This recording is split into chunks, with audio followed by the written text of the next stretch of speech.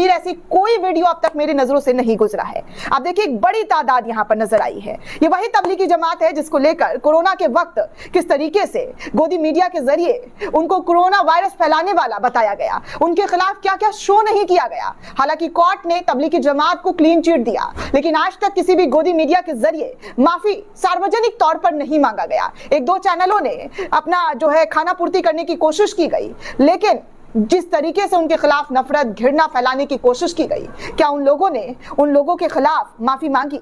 नहीं मांगी। इस देश में मुसलमानों के खिलाफ हर दिन नए नए लेवल का जहर बांटने की कोशिश की जाती है। हर रोज नए नए घिनौने बयान दिए जाते हैं दोस्तों, जिसको देखकर ना मोदी सरकार किसी भी तरीके का एक्शन लेती है, ना योगी सरकार एक्शन लेती है। कल भी दोस्तों मैंने आपको एक तस्वीर दिखाई थी जहां पर मुस्लिम बहन बेटियों को लेकर, उनको लेकर कितनी घिनौने शब्दों का इस्तेमाल जो है बीजेपी के पूर्व विधायक के जरिए किया गया कि मुस्लिम लड़कियों को, जी हाँ, मुस्लिम लड़कियों का जो है धर्मांतर करवाओ, उनको जो है अपने वश में करो, उनको जो है अपने काबू में करो, तो उनके लिए सरकारी नौकरी जो है ये महाशय पक्का करेंगे। इस तरीके की बयानबाजी इनके जरिए की गई, लेकिन क्या कार्रवाई हुई? कुछ नहीं। सपोज कीजिए इसी जगह पर किसी मुसलमान के जरिए इस तरीके के शब्दों का इस्तेमाल किया गया होता तो ये फौरन योगी बाबा अभी बयान दे रहे होते।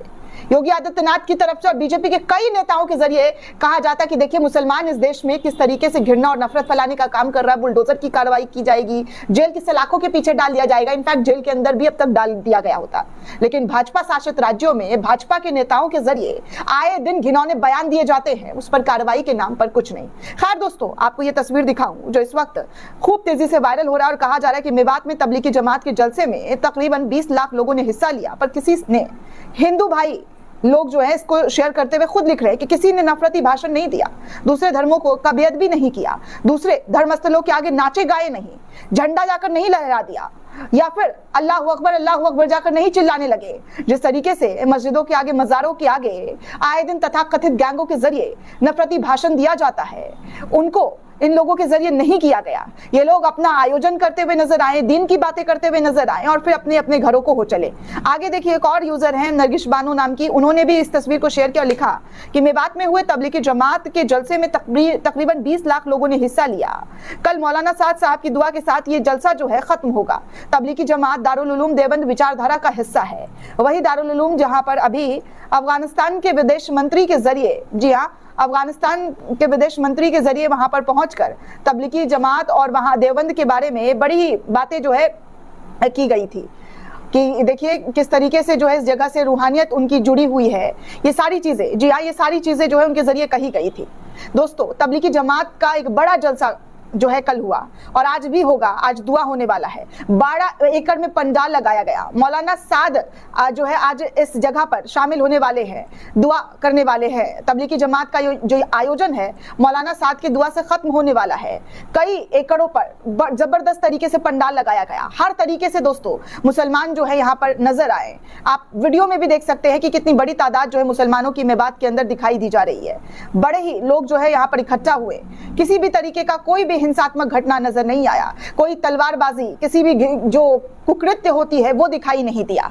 लेकिन हमारे देश में देखिए यति नरसिम्हानंद जैसे लोग आए दिन 4 लोग को लेकर महफिल जमा कर मुसलमानों को खड़ी खोटी, मुसलमानों के सबसे पाक पैगंबर को लेकर विवादित टिप्पणी, उनके मज़ारों को, उनकी मस्जिदों को लेकर घिनौना बयान देते हुए नजर आते हैं। लेकिन मजाल है कि यति नरसिम्हानंद पर किसी भी तरीके की कार्रवाई हो रही है। सुनिए यति नरसिम्हानंद का ये घटिया बयान जो इस वक्त सोशल मीडिया पर काफी वायरल हो रहा है। सबसे भयंकर जो समस्या है उस पर तो हम विचार कर नहीं रहे।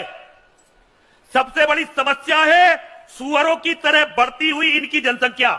हम हिंदुओं में जिनके 2 से ज्यादा बच्चे हैं और मुसलमानों में ढूंढ लेना, अगर तुम्हें 3 से कम बच्चों वाला कोई मुसलमान मिल जाए।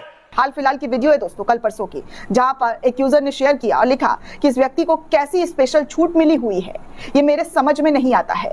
दंगा होता है तो बहुत लोग मारे जाते हैं, घर बर्बाद होता है, उसकी शुरुआत जहां से होती है उसे रोकने का काम कानून नहीं करेगा तो कौन करेगा? जाहिर सी बात है। ऐसे शख्स के जरिए जो बयान दिया जाता है और इस बयान का कुछ लोगों के जरिए इस कदर जो है इनकी राह पर चलने की कोशिश करते हैं कि माहौल खराब करने की कोशिश लगातार देखने सुनने को मिल रही है। लेकिन मजाल है कि ऐसे लोगों को जेल की सलाखों के पीछे डाला जाए। सुप्रीम कोर्ट का भी आदेश है कि नफरती भाषण देने वाले लोगों पर तत्काल रूप से कार्रवाई की जानी चाहिए। इफ और बट कहीं पर से कहीं तक नहीं देखनी चाहिए कि किसी ने कंप्लेन किया या नहीं किया, फौरन एक्शन लेना चाहिए। लेकिन सुप्रीम कोर्ट के भी बातों का, सुप्रीम कोर्ट के भी बयानों को नजरअंदाज करके यति नरसिम्हानंद आए दिन अपनी 4 लोगों की महफिल सजाकर मुसलमानों को गाली देना, मुसलमानों के खिलाफ घिनौनी बयानबाजी करना इनका पेशा बन चुका है।